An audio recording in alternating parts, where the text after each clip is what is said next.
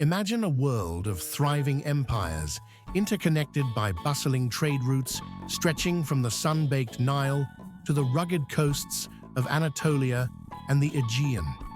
The late Bronze Age, around 1200 BC, was a golden era of globalization.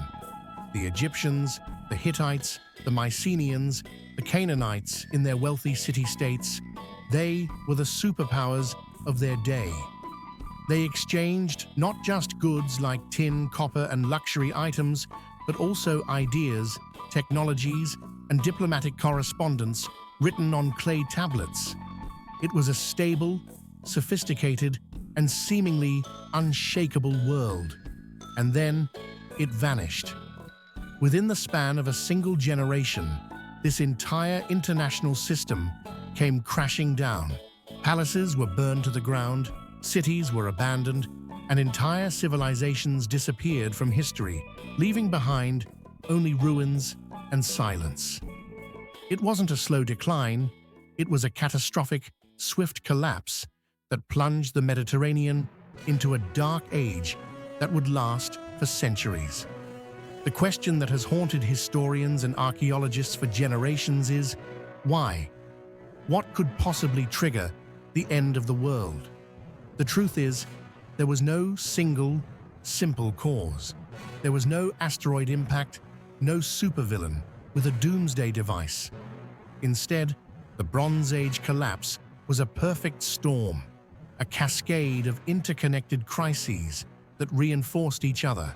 It was a case study in systemic failure, where the very things that made these empires strong, their interdependence, their centralized power, became their greatest vulnerabilities.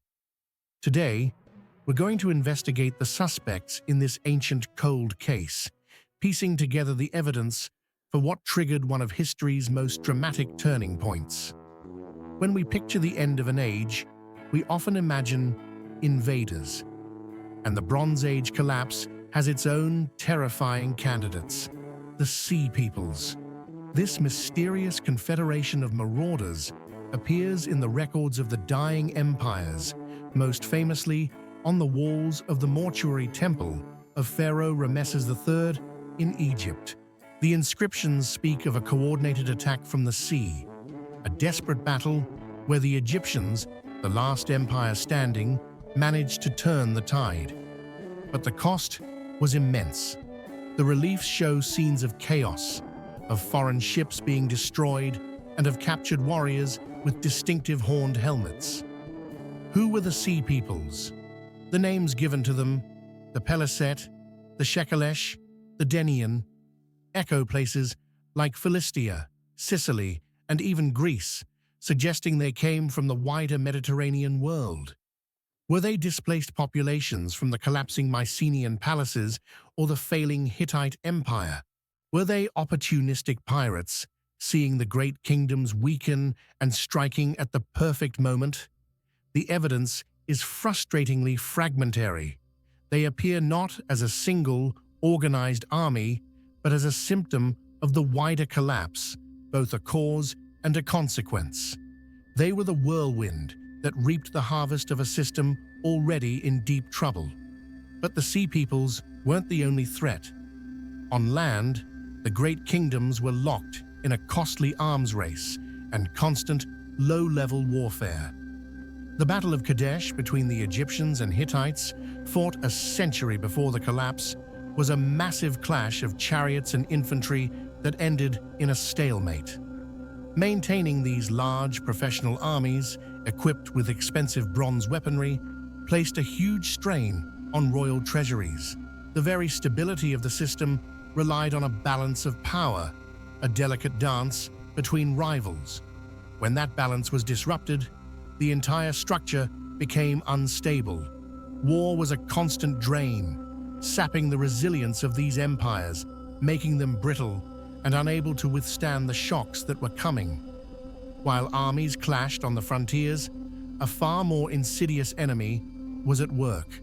The foundation of any pre-industrial society is agriculture, and in the Eastern Mediterranean, that foundation was crumbling.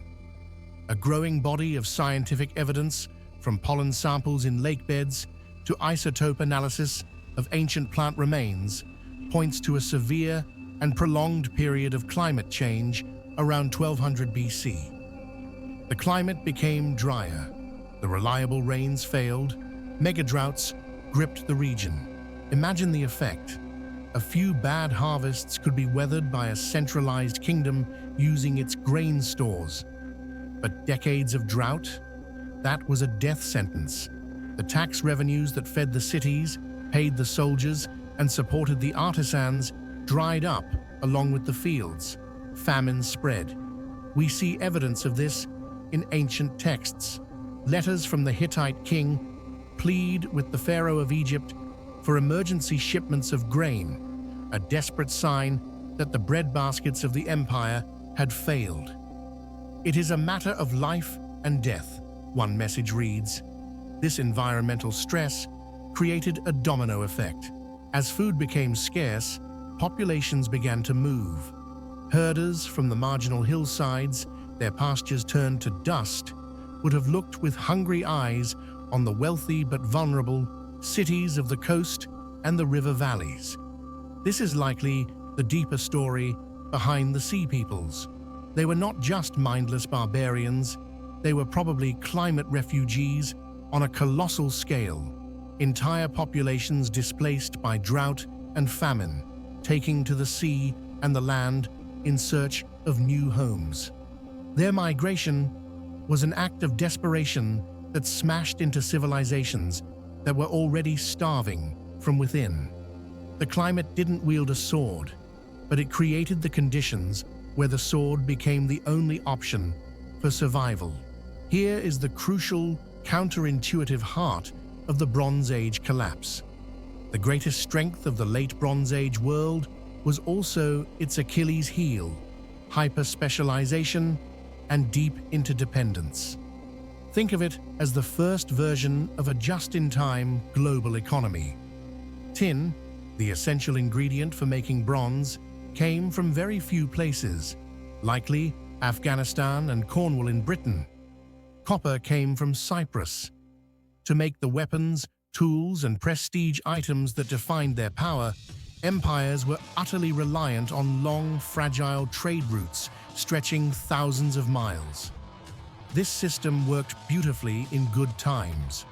A merchant in Ugarit, a major port city in Canaan, could trade Egyptian gold for Cypriot copper and Mycenaean pottery.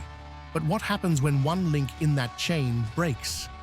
If drought and famine hit Anatolia, the overland routes become dangerous. If the Sea Peoples raid the coasts, the sea lanes are closed. Suddenly, the flow of vital resources stops. A king can't equip his army without tin and copper. Artisans who depended on imported materials are thrown out of work. The entire economic engine seizes up, and this is where we see the dominoes fall. The archaeological record shows a pattern of destruction, but not a simultaneous one. It happens in waves. First, trade between Greece and the Near East dries up. Then, the Mycenaean palaces in Greece are destroyed or abandoned. Next, the Hittite Empire in Anatolia utterly vanishes. The great port city of Ugarit is burned to the ground, and a frantic letter found in its ruins, sent just before its destruction, reveals the desperation. "My father, now the ships of the enemy have come. They have been setting fire to my cities and have done great harm to the land." Each collapse weakened the whole system. The fall of the Hittites removed a major power that had helped buffer the region, exposing the remaining states. The destruction of Ugarit severed a critical maritime hub. The collapse was a chain reaction of failure. The empires were so specialized, so dependent on each other, that they couldn't survive alone. When the crisis hit, there was no backup plan. Their complexity became their curse. The world that emerged from the rubble was unrecognizable. The great palaces were gone. Literacy, which had been the domain of a small class of scribes working for the royal courts, virtually disappeared in Greece and Anatolia. The international trade in luxury goods and bulk commodities ceased. It was a dark age, a period of poverty, isolation, and simplification. Populations plummeted. People retreated to small, fortified villages, living a more basic, subsistence-level life. But from this chaos, something new was born. The collapse, for all its trauma, cleared the deck. It broke the rigid, top-heavy structures of the Bronze Age kingdoms. In the power vacuum that followed, new societies had room to experiment. The Phoenicians, survivors in the Levant, became the new master sailors and traders of the Mediterranean. In Greece, after centuries of decline, the city-states of the Iron Age would eventually rise, laying the groundwork for classical Greece. And out of the upheaval in Canaan, new groups emerged, including the Israelites, whose stories of exodus and conquest may be distant echoes of this turbulent era. The collapse forced innovation. With the bronze trade disrupted, people turned in earnest to iron, a more widely available metal that was harder to work, but ultimately more democratic. Power began to diffuse. The age of godlike kings ruling from lavish palaces was over, making way for new forms of community, government, and identity. The Dark Age was a painful but necessary reset, a crucible in which the world of the ancients was forged into something new. So, what triggered the Bronze Age collapse? It wasn't just the Sea Peoples. It wasn't just climate change. It wasn't just economic breakdown. It was the deadly synergy between all of them. A changing climate led to famine, which led to mass migration and social unrest.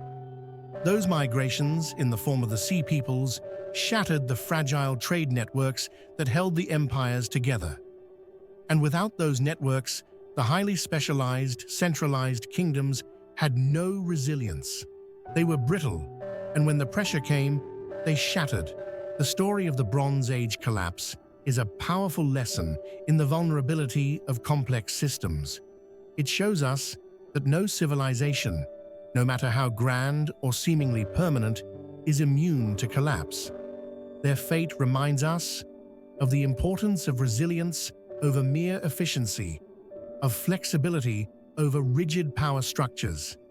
It's a warning about what can happen when a society becomes too dependent on distant resources, too divided by internal strife, or too blind to environmental warnings.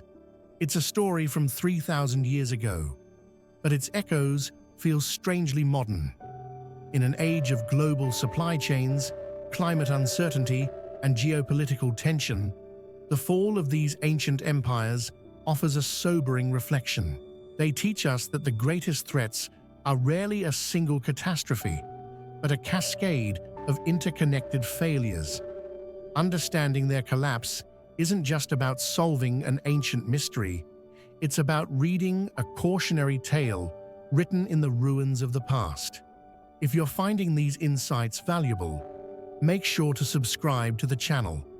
By hitting that subscribe button, you're not just supporting this work, you're ensuring you don't miss our future videos, where we'll continue to break down complex topics into clear, actionable ideas. Your subscription is the best way to build a library of knowledge together.